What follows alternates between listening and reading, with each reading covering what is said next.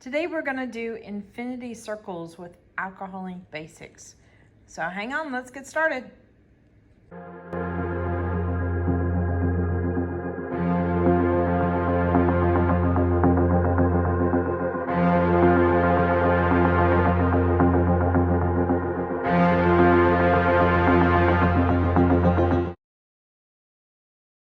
Howdy, howdy, this is Clara Lawrence, and today we're gonna do an infinity circle.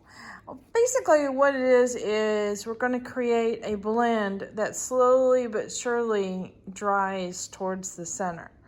I'm gonna use two different colors, and hopefully it'll help bring out the shapes that are gonna happen. But I wanted to talk to you first about what I'm gonna do. Because sometimes it's me moving the dryer around. It might block off some of what I'm doing. Actually, what I might do is I might do it twice and different camera views. I don't know. We'll see how that works out. But first part is I'm gonna do a puddle of alcohol. I'm gonna put several drops of color in there, and then I'm gonna dry it.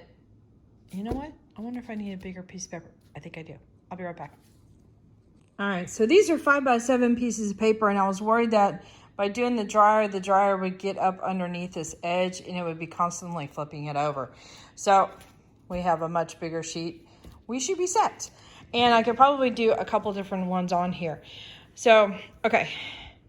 Again, alcohol is gonna be puddling in the middle. So let's just go ahead and pretend blob of alcohol, okay? And I'm gonna put a couple drops of color here. And then what I'm gonna do is I'm gonna take my dryer and not directly over top, not at an angle, but kind of almost horizontal with the paper, but not on top of the paper, just slightly up. So it's gonna give heat going around, and I'm gonna kind of corral these little particles of ink into the middle and constantly move them around in the middle. Not move them around in the middle, but keep the action going. So that keeps that circular pattern. And because it's going to be closer to the paper, it's going to give a little bit more of, I guess indirect heat is the appropriate term on that part. And slowly but surely it'll start drying towards the middle. And then when it gets to the middle, I can kind of do it over top. So that's basically the plan. So let's get this started. Okay, so pay attention to where I'm at. I've got you really zoomed in. All right, I'm gonna create a generous puddle of alcohol here.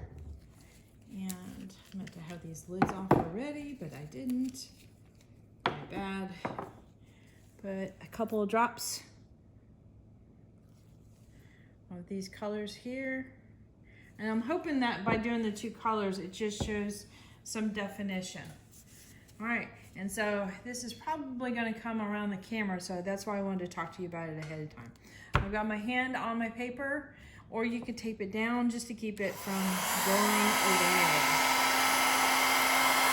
But remember, I'm kind of like, think of me as a sheepdog, and in the middle is a whole bunch of sheep.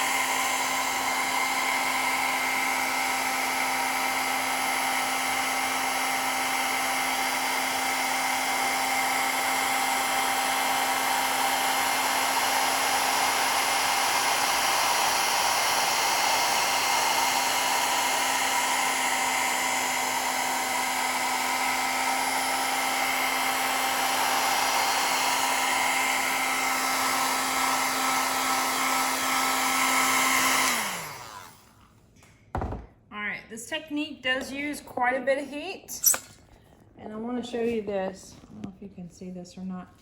It will bow the Yupo a little bit. You can see there's a little bit of puff to it. And that's okay. I'm using the heavy grade Yupo paper, and when it cools, it'll relax and go flat. So that's important because you're going to be using a lot of heat. But you can see it just gently puts little bitty rings around. Some colors are more refined than others as far as the rings they leave behind. Some are not. So I'm going to go with a little bit more of a dramatic color on the next one, and let's try and do this one again. All right, this time I'm going to use a nice purple.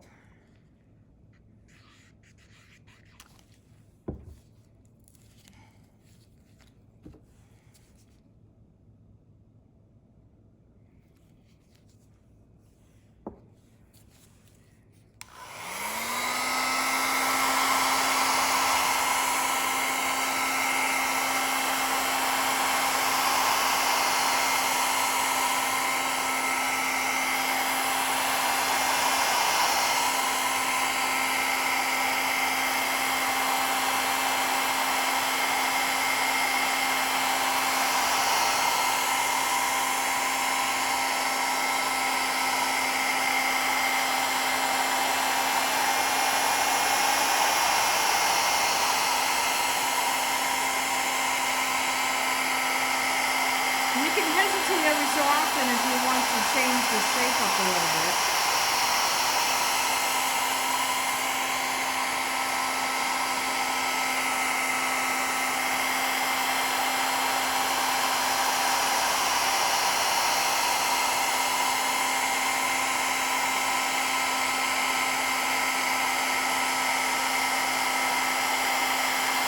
Or even define your lines.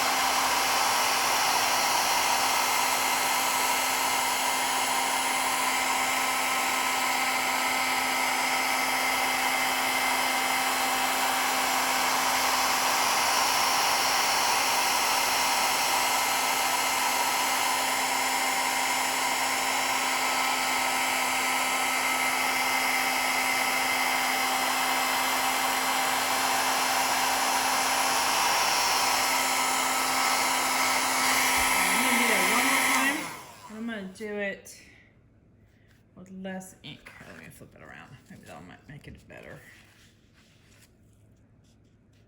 I'm looking at the camera so I can see about where to put the ink. All right.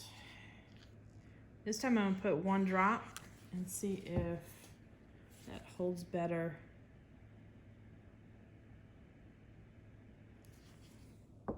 As far as viewing. I'm also going to spread out the ink a little bit and viewing. Okay. I'm also going to go very slow. So you see the difference. Hey, get back in there.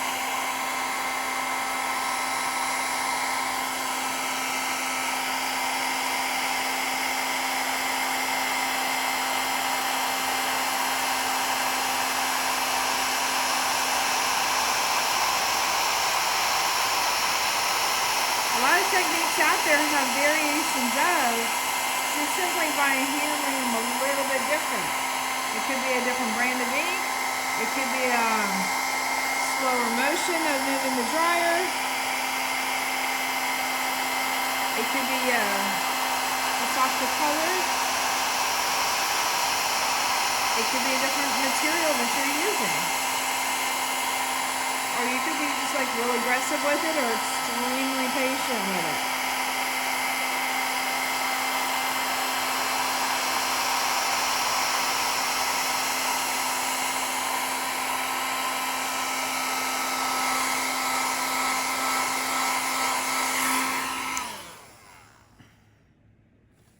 All right. Let's bring it in so you can see all three. So there's this one that I did first.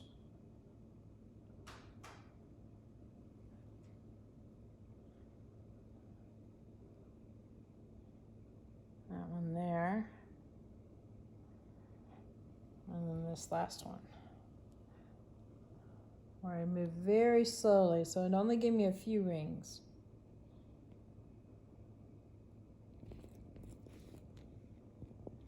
So I'm thinking about doing something here.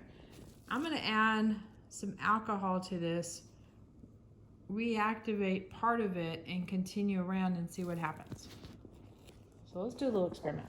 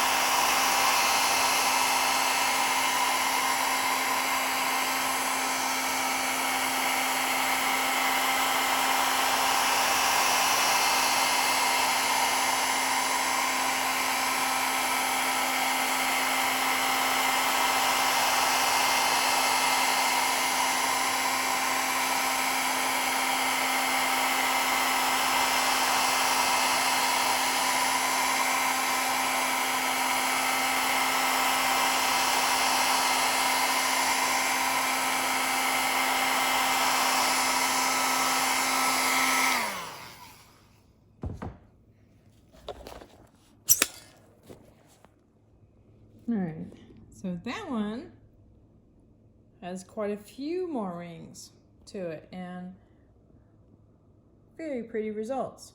Now I'm going to go one more step and add some gold alcohol to it. So I've got a mixture of a few drops of brass, not gold, and alcohol, and I'm going to apply that to it. So basically it'll reactivate it but leave little remnants of gold in there too.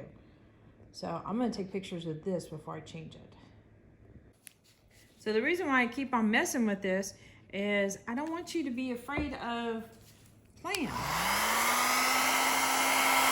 seeing where something can take you. Ooh, what if I did this to it? What if I did that to it?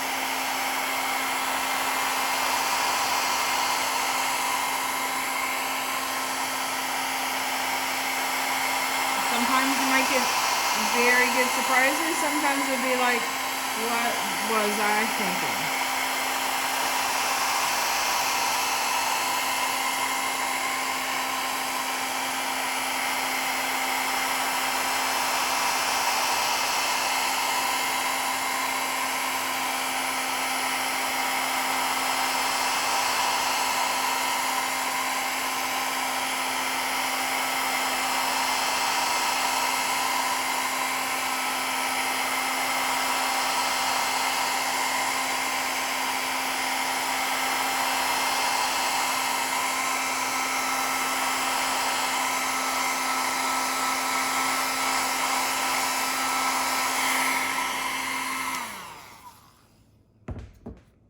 What is really interesting is the blues came out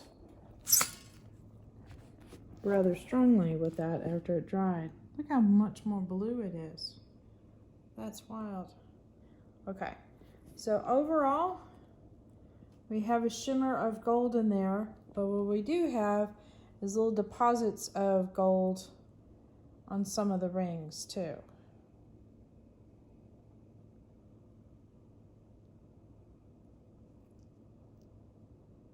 So it's fun to do experiments, and I want to encourage you to do some of that.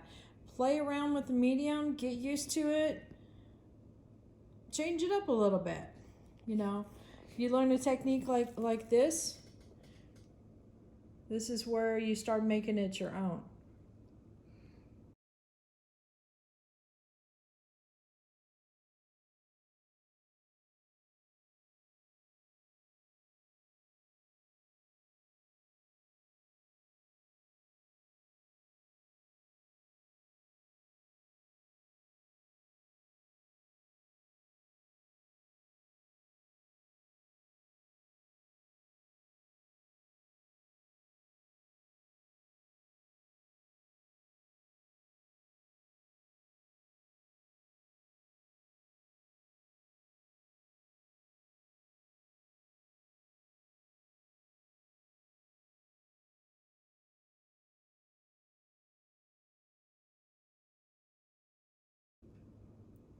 All right, hit that like button, hit that subscribe button, but definitely hit the bell to get notified next time I put a video out. Later, y'all.